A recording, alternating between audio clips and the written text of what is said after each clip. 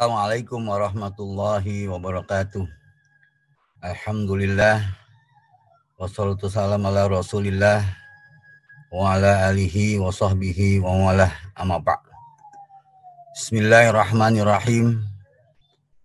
Pernyataan ulama dalam Multaqa Ulama Ahlus Sunnah wal Jamaah, sertifikasi dai, upaya mengkambing hitamkan Islam dan dakwah Islam untuk tutupi carut marut penanganan pandemi COVID-19 dan ketidaksiapan hadapi resesi.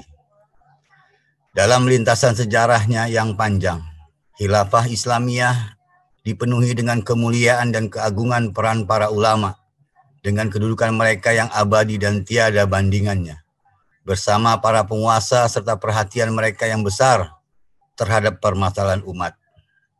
Mereka senantiasa melakukan kontrol atau muhasabah terhadap para penguasa sebagai pelaksana hukum syariah Islam dan mengawal mereka untuk hanya menerapkan Islam saja, serta mengkritik sebagian mereka yang loyal kepada musuh-musuh Islam.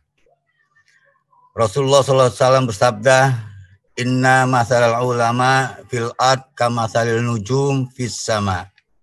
Sesungguhnya perumpamaan para ulama di bumi seperti bintang-bintang di langit. Hadis riwayat Ahmad. Wa innal ulama warasatul anbiya. Dan sesungguhnya ulama itu adalah pewaris para nabi. Hadis riwayat Abu Dawud dan Baihaqi. Akhir-akhir ini berkembang rencana pemerintah melakukan sertifikasi khatib dan dai sesuai dengan kehendaknya, sebagaimana dikemukakan Menteri Agama Republik Indonesia bahwa pemerintah berencana akan memberlakukan aturan sertifikasi untuk dai. Di saat yang sama, nampak berbagai problematika umat dan fenomena kegagalan negara bangsa, baik dengan sistem demokrasi kapitalisnya maupun komunismenya dalam menangani pandemi COVID-19. Sertifikasi dai ini adalah upaya pengkambing hitaman Islam dalam dakwah Islam untuk tutup carut marut penanganan pandemi COVID-19 dan ketidaksiapan hadapi resesi.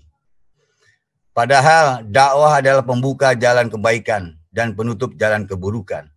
Kedudukan dakwah dalam Islam sangatlah penting, mengingat agama ini tidak akan tegak dan tidak akan bisa menyebar luas kecuali dengan dakwah. Banyak sekali nas syara yang menyatakan akan kewajiban dan urgensitas dakwah. Allah Subhanahu wa taala berfirman, "A'udzubillahi minasyaitonirrajim, wa man ahsanu qaulan mimman da'a ilallah wa 'amila shalihan wa qala innani minal muslimin." Siapa yang lebih baik perkataannya dari orang yang menyeru kepada agama Allah, beramal saleh dan berkata, "Sesungguhnya aku adalah bagian dari orang-orang yang berserah diri." Quran Surat Al-Fussilat ayat 33. Allah berfirman, "Qul hadhihi sabili ud'u ilallahi ala basiratim ana wa man ittaba'a wa taba'ani wa subhanallahi wa ma ana minal musyrikin."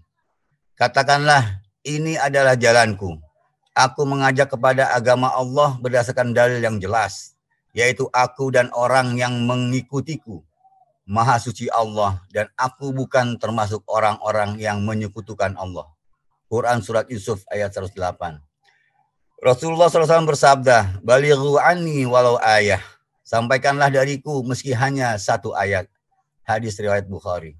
"Ala liyablugha syahid minkumul ghaib."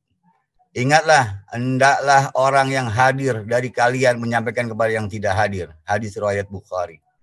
Maka rencana pemerintah melakukan sertifikasi terhadap dai dan khatib bisa termasuk ke dalam tindakan menghalang-halangi upaya dakwah untuk mengembalikan izul Islam wal muslimin.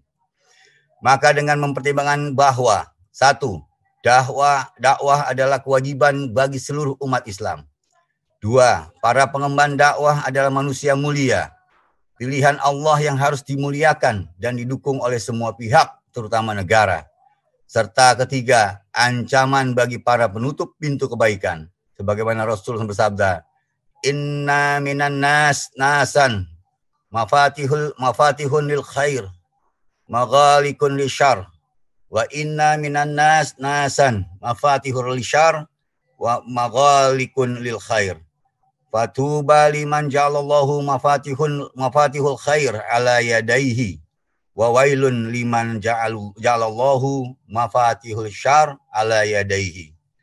Sesungguhnya di antara manusia ada orang-orang yang menjadikan pembuka kebaikan, penutup keburukan.